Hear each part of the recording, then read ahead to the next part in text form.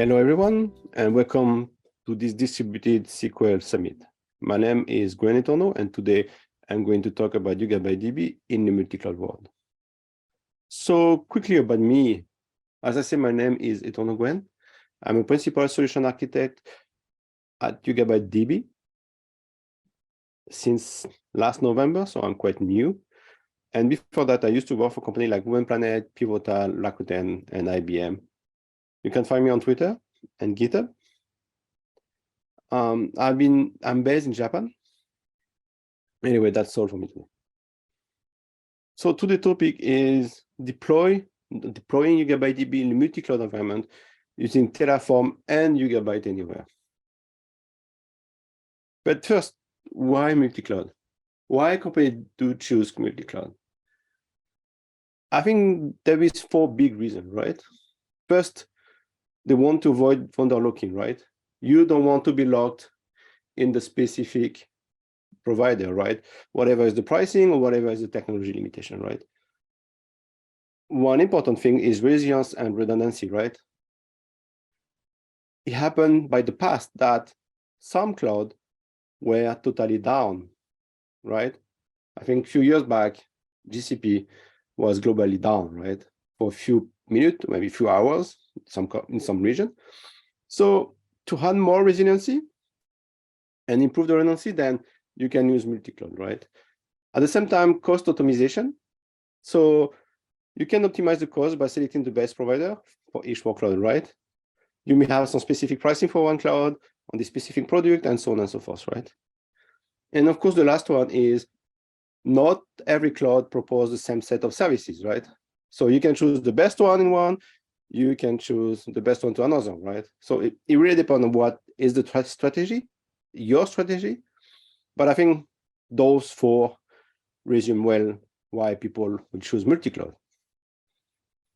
So as you know, today, as I said, I'm going to talk about multi-cloud and one region, right? But Yugabyte support more than this, right? It could be a single region, multi-zone. It could be a single cloud, multi-region, right? And it could be a multi-cloud, multi-region, or even multi-cloud, multi-zone, and hybrid, right? On-prem, private, public cloud, etc. So if we look like what kind of deployment we can get for a single database, right? Obviously, you have first the multi-zone cluster, right? Consistency is strong, latency is low, etc., because it's within the same region, it's just multiple zone, right? Then you have the multi-region, right? Meaning it's stretch cluster, meaning is one cluster still, but the nodes are distributed across multiple regions. But one thing there is most of the time when it's a cross region, then you have latency, right? And those latency you can't really reduce, right? It's based on the fiber, the optic speed, the light speed, and so on, right? And here you get region level resilience, right? Then the one I'm going to talk today is the multi-cloud stretch cluster, right? Low latency, right? Because it's still within the same region. And normally we stay between, I would say, 5 to 15 milliseconds, right? And you have a cloud level resilience. And after that, you have a cluster for backup and disaster recovery, with replica, and row level partitioning, right? So again, today, the focus is multi-cloud stretch cluster. So today, to deploy, what I want to do is to use Yugabyte Anywhere, right? Yugabyte Anywhere is the orchestration tool that Yugabyte is providing to this customer, right? It's a pay services, right? It's a pay product, right? If you look in the landscape of the consumption model of Yugabyte, first you have YugabyteDB, which is basically the OSS version. So here you're kind of your own with the community, right? Of course. And then Yugabyte Anywhere. So this is my today topic, right? You have enterprise support, is basically new UI, and it could be self or Yugabyte managed, right? And basically, this is the orchestration tool, again, which is going to take care of deploying the YugabyteDB cluster, right? Or multiple YugabyteDB clusters. And then after that, you have the SaaS, right? The database as a services, which is basically YugabyteDB managed. And this one is a zero touch for the customer mostly, right? Yugabyte is taking care of the infrastructures, of the upgrade, of the support, of the deployment, etc., right? And those, for now, run within Yugabyte cloud, right? Public cloud. So mainly AWS, GCP, Azure is coming. But here we manage everything for you, right? You don't have anything to do. So this is a quick look at the Yugabyte Anywhere architectures, right? So basically, as I say, you have the UI, right? And you have an API. It's a net intensive API, right? So basically, you have everything can be done through the API. And then you have the orchestration engine, right? One of the most important pieces, right? And after that, YugabyteDB is safe, right? Basically, or multiple YugabyteDB cluster, right? You can deploy what we call a universe, right? You can have multiple universe, X cluster, mean replication across different universe, etc., etc. So Yugabyte Anywhere is basically taking care from D0 to D2++, right? So first, of course, you need to install YBA, right? Configure, backup, replication for YBA itself. And then when YBA is there, then after that, where you want YugabyteDB, right? So it will help you to create the universe. The cloud provider, of course, is the configuration, right? Where do you want to place your node, in which cloud, on-prem, etc., which instance type. Anyway, and it's going to set up the YugabyteDB node for you, right? That's the important case here. Then the two, of course, configuration update, monitoring, query performance, backup, etc. And then the 2++, I would say, software update, infrastructure change, restore, replica, X cluster, etc., right? So basically, Yugabyte Anywhere is going to help you, and we cover all of this. And then you have the Yugabyte Anywhere. So as I say, you have the API, right? Of course, it's a Swagger API, right? Excuse me. So it's a Swagger API. So you can use the API to install Yugabyte Anywhere, to operate Yugabyte Anywhere, and of course, all the cloud and the cloud provider that you're installing with Yugabyte Anywhere. So in Yugabyte Anywhere, as I say, you have this concept of cloud provider, right? So we have AWS, GCP, Azure, Kubernetes, on-prem, VMware Tanzu, I think Red Hat, OpenShift, and so on, right? So with the public cloud one, basically, and with VMware Tanzu, it will spin up the VM for you, right? And configure the universe. For the Kubernetes, obviously, it's not going to spin up a virtual machine, but it's going to spin up a pod, right? And then configure the universe. But for the on-prem, it do not spin up the virtual machine. You have to spin up the virtual machine, and then it will configure your node and the universe, obviously. So here is just a screenshot of Yugabyte Anywhere, and you can see there is multiple cloud provider, right? Yeah, we skip this one. So for the multi-cloud, basically we are using the on-prem cloud provider. But the downside of that is the VM need to be pre-provisioned. Just the minimal requirement, right? We don't ask you to install YugabyteDB, just a few requirements which I will explain later, right? Because the other provider, especially the cloud one, the public cloud one, only support the universe within the same cloud. But here, we are going to create a multi-cloud universe, right? So that's why we are going to use the on-prem. The on-prem is basically the one you're using for your data center as well, right? It's the same. So let's talk about the infrastructure setup, right? And here, the multi-cloud mean AWS, GCP, Azure, right? So first, what I'm going to show you today is within this repository. So if you want to try by yourself, please feel free. Just one thing you need to keep in mind, Yugabyte Anywhere, you need to have a license. So please contact sales@yugabyte.com. They will give you a trial license, and then you can try Yugabyte Anywhere by yourself. So the deployment that I'm talking now is basically one region, so Tokyo, but it will be multiple AZ and a multiple cloud, right? So AWS with the AP Northeast one region, GCP with the Asia Northeast one, and Azure with the Japan East, right? All of them within the same region. So this is a quick simplified diagram of the installation, but basically the important is you have those three clouds, right? GCP, AWS, Azure. We install one or two nodes into each. We pre-provision one or two nodes into each cloud, right? And we provision Yugabyte Anywhere in the AWS cloud, right? Again, this is not the production setup, to be clear, right? But the important part here is how do we connect those clouds, right? At the networking level, because those clouds do not talk to each other, right? So we are going to use internet and basically using the VPN because every cloud propose a VPN solution. So it's basically a site-to-site VPN, right? And in this example, basically, I will connect GCP to AWS.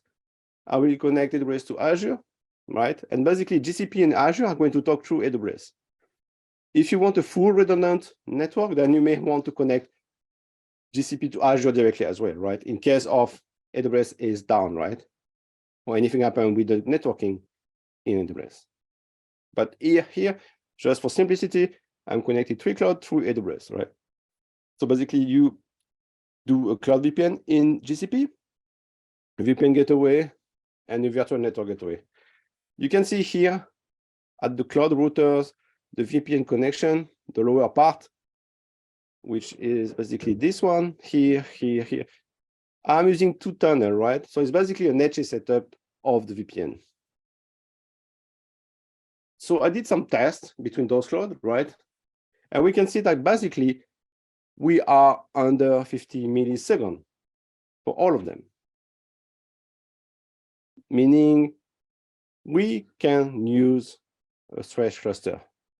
But you have to keep in mind that if you are over 30 milliseconds, 50 milliseconds, or even more, maybe a stretch cluster is not the solution that you are looking for, right? But in this case, because we are well under 20 milliseconds, then we can use a stretch cluster. So the networking, basically, we use a site-to-site VPN,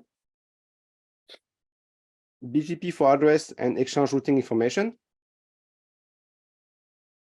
No overlapping, right? Please. Sorry again. No overlapping CIDR because that will make things easier. So please be careful, right?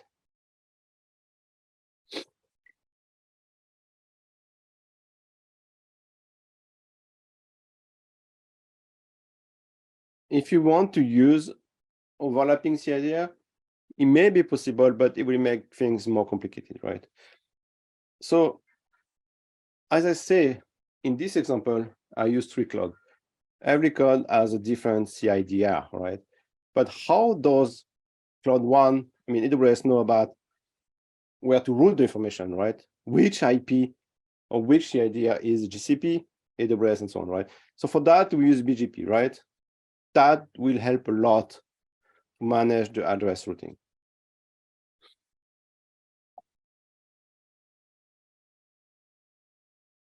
So again, here I want to use Terraform, right?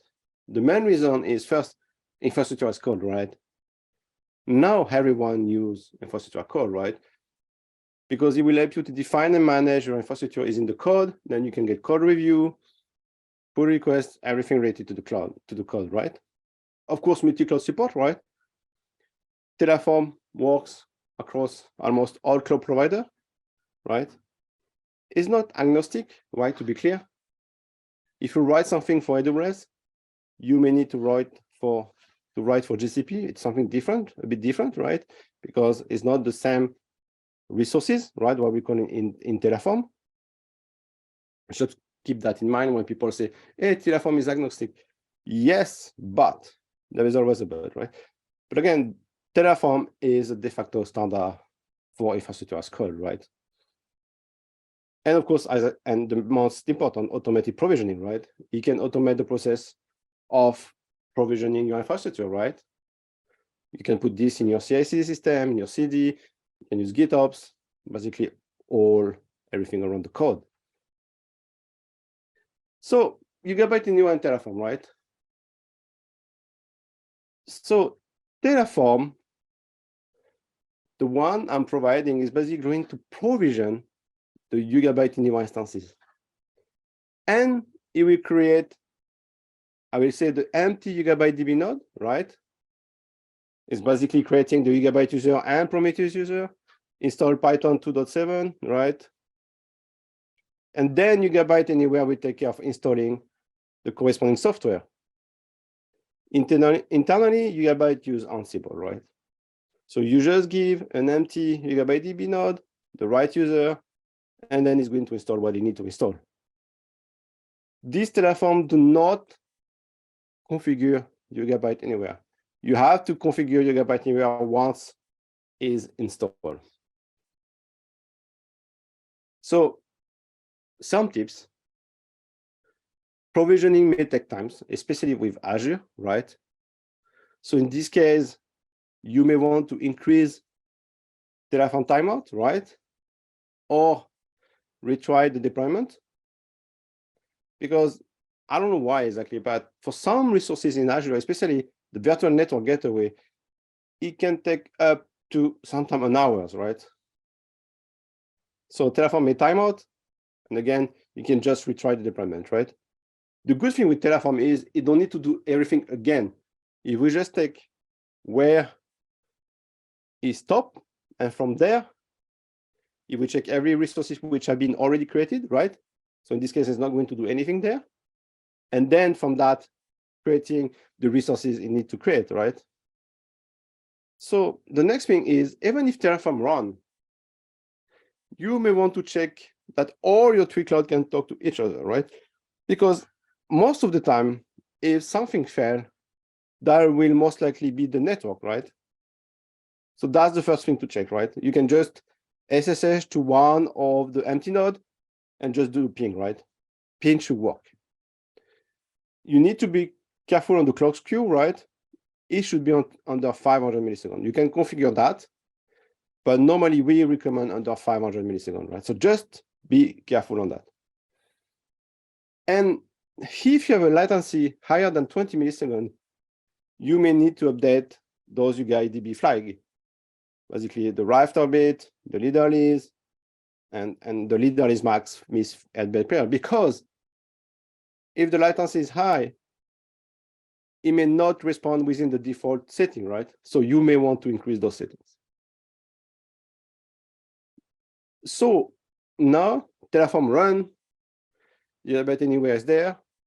You set up the very basic information, your name, email, password, and then you get into Yugabyte Anywhere, right? So the first thing you're going to do is to basically create the cloud provider, right? As I said before, we are using on-prem data center cloud provider. So very simple. The provider name, right? Just give whatever you want. The SSH user. So in this Terraform, I'm using Ubuntu, and the default user is Ubuntu, right? The port you don't change. And you have to let Yugabyte Anywhere to install the software, right? So do not enable manually provision node, right? It doesn't make sense in this case. If you want to do that, it's because you may have customized node, your own software, whatever you need to install inside, right? Or a different way to install YugabyteDB, but 90% of the time, you don't need to do that, right? SSH key, of course. So this is the SSH key for the empty node. So the Terraform I created already installed this SSH key, right? So you just need to copy the content here. And the last one is the NTP setup, right? I'm in Japan, so I'm using the pool, the Japan pool for the ntp.org, right? If you're in the US, then you can do for the US one, right? And it's going to use that to synchronize the time across all the nodes, right? Again, the clock queue is very important in Yugabyte Anywhere, or in Yugabyte, sorry, not Anywhere. Okay, now you configure the first part. Then you need to define the region and zone, right? I passed the instance type, but the region and zone, sorry. So Azure, the region name is Japan East, but it doesn't really matter, right? Because here it's just information, right? The Tokyo, I use the real region, AP Northeast 1 for AWS, and for GCP, Asia Northeast 1. Location, all over in Japan. And then the availability zone, basically 1, 2, and 1A, 1C, 1D, 1A, 1B, right? Because in this example, I am providing in multiple cloud and in multiple AZ within the same cloud, right? So you just need to add those zone names, right? Again, this is just an information, right? Because Yugabyte will use that to distribute the data, right? But in fact, you do not really talk to the underlying cloud provider, right? Because we are using the on-prem provider here. Then once you create your region, you need to add every node, right? So you need to give the IP address and so on, right? Once it's done, basically, you can run some pre-check, right? Because you want to be sure that those nodes are correctly provisioned, meaning the minimum requirements, right? Yugabyte Anywhere can reach them, right? Network, again, important. And for that, Yugabyte Anywhere give you the chance to perform pre-check, right? So what you can do, just click on action and perform check, right? And you can see the green mark saying, okay, those nodes are okay. I can connect to them. I run some pre-check inside. That means I will be able to install YugabyteDB within this node. Okay, now you configure your cloud provider, right? So the next thing to do is to configure a YugabyteDB universe, right? Or a cluster, right? So you give the name, the provider you want to use, so the one we created just before, and the region I want to distribute the node, right? And the total of node. Here I want 3 nodes and the replication factor of 3, right? Meaning the data will be copied over 3 nodes. And then the first one will be in Azure, the second one in AWS, and the second one in GCP in the zone 1A and 1A, right? But if I want a replication factor to 5, well, I can just click on 5, right? And it's going to give me 2 more nodes. In this case, if the replication factor is 5, that means I can resist to 2 failure, right? I can have 2 nodes down. My YugabyteDB cluster will still work, right? So the replication factor is basically how many failure you can survive, right? If replication factor is 3, then you can survive to 1 failure, right? You always need a majority for voting, right? Remember that the table are divided in tablets, and those tablets are a graph column. So minimum 3 if you want to be resistant to 1 failure. If you have a replication factor to 1, then you have only 1 node and you are not resistant to anything, right? And there is even no meaning to a multi-cloud in this case. Then after that, just run the installation, and then Yugabyte Anywhere is going to install everything for you.